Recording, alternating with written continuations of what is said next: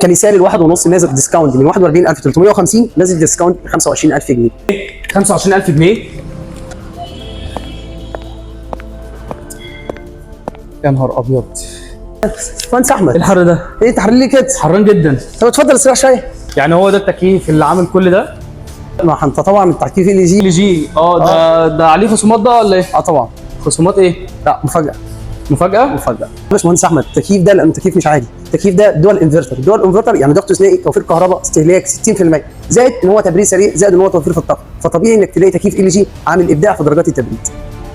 كم بقى سعره بقى على كل ده؟ تخيل تكييف ذكي، تبريد سريع، توفير طاقه، دول انفرتر، وسير نحاس، ضمان 10 سنين، كوري، تجميع تركي، تتخيل السعر يكون كام؟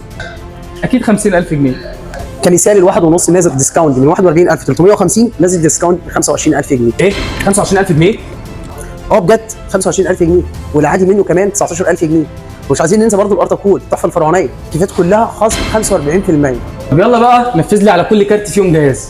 اطلبوا دلوقتي من خلال رسائل الصفحه او تليفونيا او من خلال تواجدنا في الفرع بسرعه، علشان عرض ال 45% على كميه محدوده جدا.